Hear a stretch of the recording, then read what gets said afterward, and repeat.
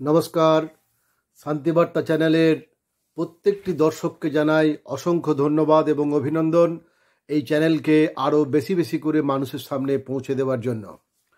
আজকে একটি বিশেষ গুরুত্বপূর্ণ বিষয়ে আপনাদের সামনে আলোচনা করব, সেটা হচ্ছে এই যে সিএ সিটিজেনশিপ অ্যামেন্ডমেন্ট অ্যাক্ট 2019, এইটা আসলে আসল লক্ষ্যটা কি সেইটা নিয়ে। এইটার আসল লক্ষ্য যেটা, সেটা হচ্ছে নাগরিকত্ব আসলে যারা 1971 সালের পরে এসেছেন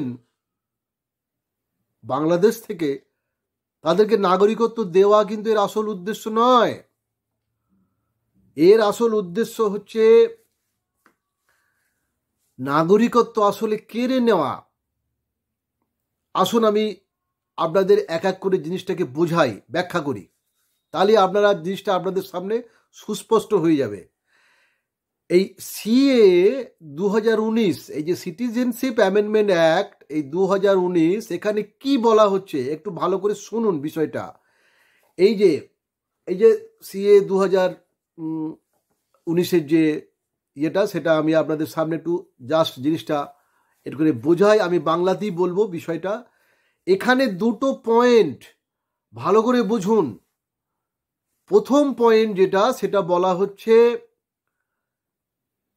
যারা 1971 সালের পরে এদেশে এসেছেন ধর্মীয় উৎপীড়নের কারণে আফগানিস্তান, পাকিস্তান এবং বাংলাদেশ থেকে, ভালো করে বুঝুন, আফগানিস্তান, পাকিস্তান এবং বাংলাদেশ থেকে মুসলিম ধর্মের মানুষ ছাড়া বাকি সবাই কিন্তু এই সিএ এর জন্য আবেদন করতে পারবেন এবং তারা নাগরিকত্ব পাবেন। কারা পাবেন? যারা 1955 সালের পাসপোর্ট আইনের মাধ্যমে ছাড় পেয়েছেন। এই জায়গাটা কিন্তু ওরা বলছে না।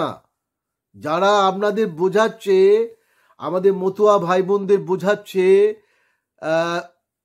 তারা কিন্তু এটা বলছে না। তারা এই জায়গাটা এড়িয়ে যাচ্ছে যে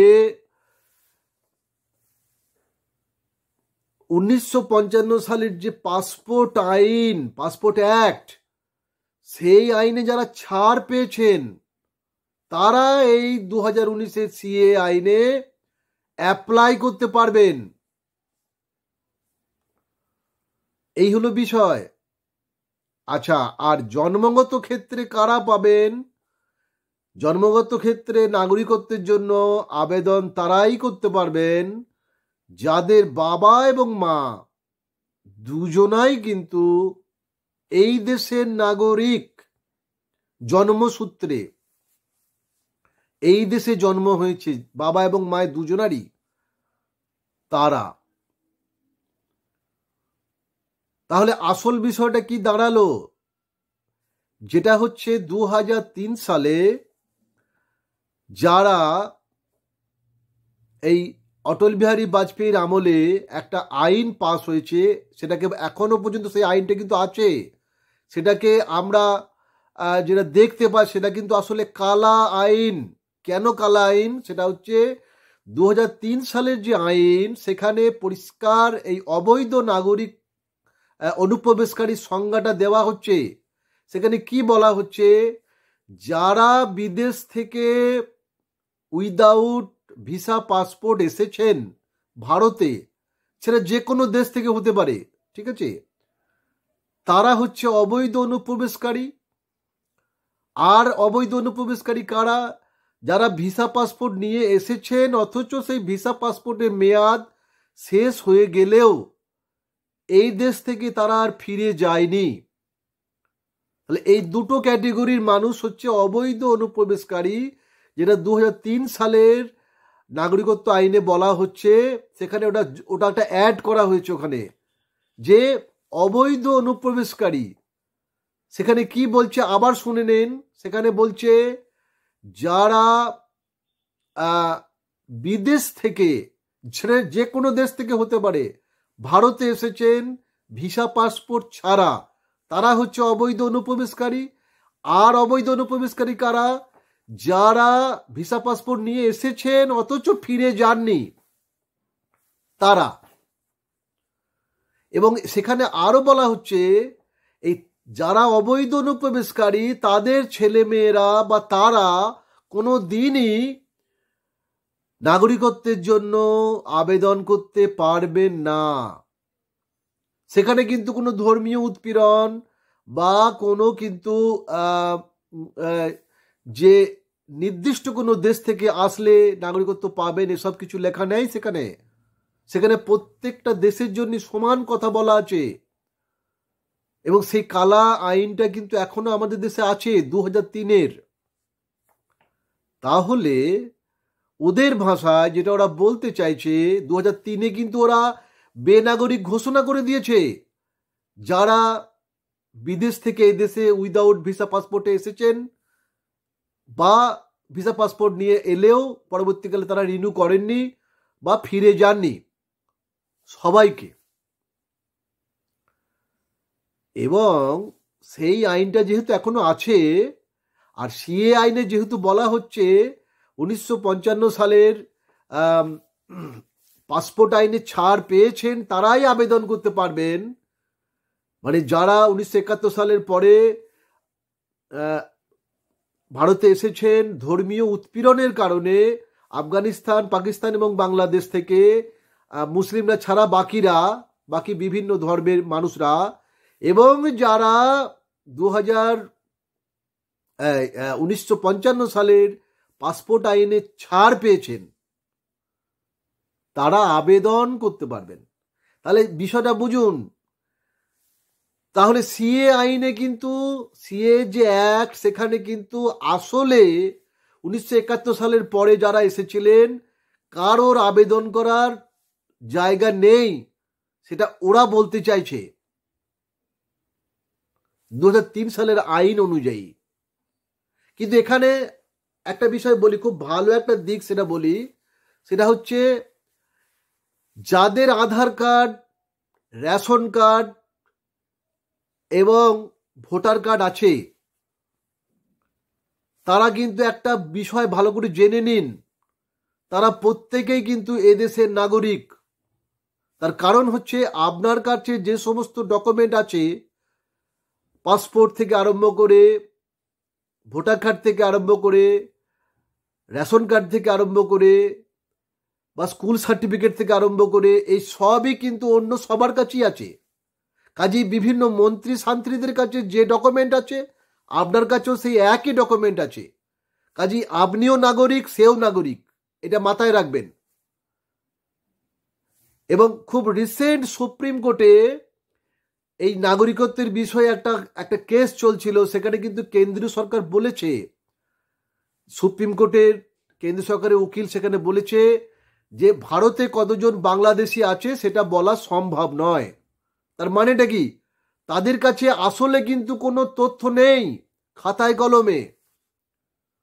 কেন নেই? কারণ সবাই নাগরিকত্ব পেয়ে গেছে মানে কি, তারা আধার কার্ড পেয়ে গেছে, রেশন কার্ড পেয়ে গেছে, ভোটার কার্ডের মাধ্যমে তারা ভোট দিচ্ছে, তাদের ভোটে নির্বাচন হচ্ছে, তারা স্কুলে কলেজে পড়ছে, তাহলে তারা তো নাগরিক।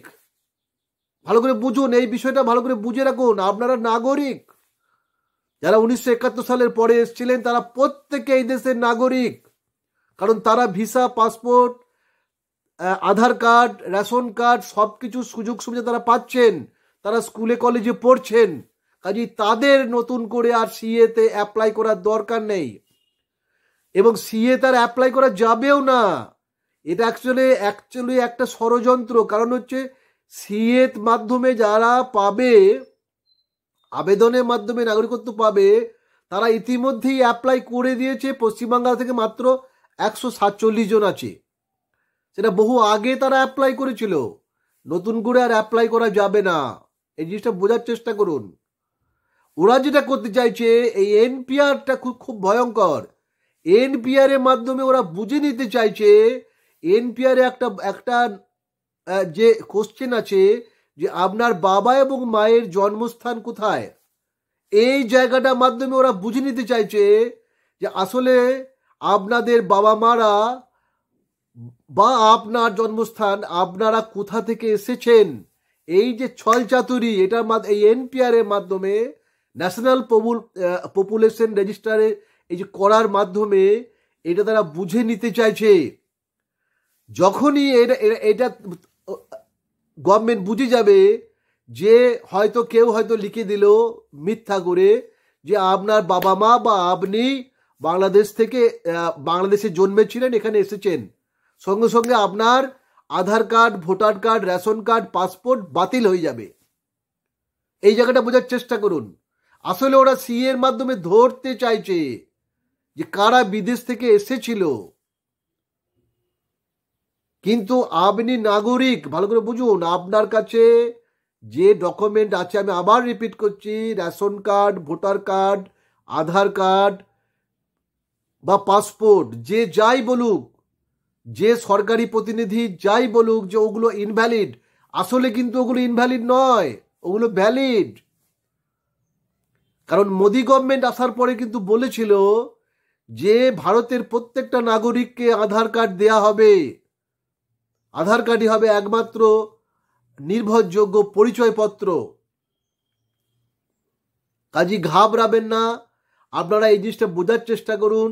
আপনাদের কিন্তু নাগরিকত্ব কেড়ে নিতে চাইছে এই সিএ এর মাধ্যমে, আর এনপিআর করে দেখে নিতে চাইছে কে কে বাইরে থেকে এসেছে, মানে ওরা ছাঁকতে চাইছে,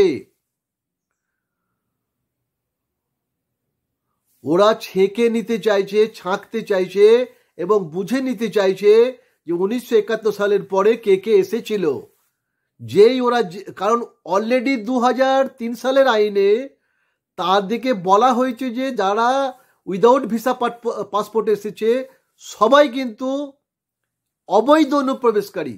ভালো করে বুঝুন, কাজী কেউ এই ফাঁদে পা দেবেন না। আপনারা প্রত্যেকে এদেশের নাগরিক, আপনাদের কাছে ভিসা, পাসপোর্ট বা এগুলো কোনো ব্যাপার নেই, কারণ আপনারা এই দেশের নাগরিক। আপনাদের ration card, voter card, school certificate এবং অনেকের পাসপোর্টও আছে, অনেকের জমি জায়গাও কিনেছেন, জমি জায়গার দলিলপত্রও আছে। কাজী ভয়ের কিছু নেই, এই জায়গাটা বোঝার চেষ্টা করুন। আপনারা সিএতে আপনাদের অ্যাপ্লাই করা কোনো দরকার নেই। অ্যাপ্লাই করার কাদের প্রয়োজন আছে? যাদের ওইগুলো নেই, যাদের আধার কার্ড নেই, ভোটার কার্ড নেই, রেশন কার্ড নেই বা স্কুল সার্টিফিকেটও নেই, তাদের সিএতে অ্যাপ্লাই করার প্রয়োজন আছে। তাদের আর অ্যাপ্লাই করার প্রয়োজন, কিন্তু তারা অ্যাপ্লাই করলেও আর হবে না। পশ্চিমবঙ্গ থেকে মাত্র 147 জন অ্যাপ্লাই করেছিল অনেক আগে, 1971 সালের পরে। সেই পশ্চিমবঙ্গ এই সিএ অ্যাক্টে সেই 147 জন পশ্চিমবঙ্গ থেকে, পশ্চিমবঙ্গের বাঙালিদের মধ্যে, বাঙালি হিন্দুদের মধ্যে 147 জন পাবেন। আর গোটা ভারতবর্ষ থেকে 33,600 না 500 এরকম একটা অ্যামাউন্ট সংখ্যা তারা পাবেন। এইটা একটা ছক, কাজেই কেউ ঘাবড়াবেন না। প্রত্যেকটা মতুয়া ভাই, প্রত্যেকটা যারা 1971 সালে পরে এসেছিলেন, প্রত্যেকে একজোট হন, বিষয়টা বোঝার চেষ্টা করুন।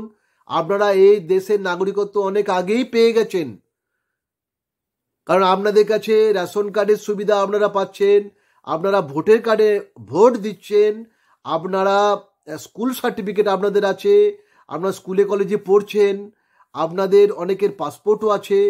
কাজেই আপনারা এবং আপনাদের জন্ম সার্টিফিকেটও আছে বহুজনার। কাজেই আপনারা ঘাবড়াবেন না, ঠিক আছে? ধন্যবাদ বন্ধুরা, আজকে এই পর্যন্তই। আপনাদের যদি কোনো প্রশ্ন থাকে অবশ্যই করবেন, আমি আমার যতটুকু সামর্থ্য উত্তর দেবো। আপনারা ভালো থাকেন, সুস্থ থাকেন, ধন্যবাদ।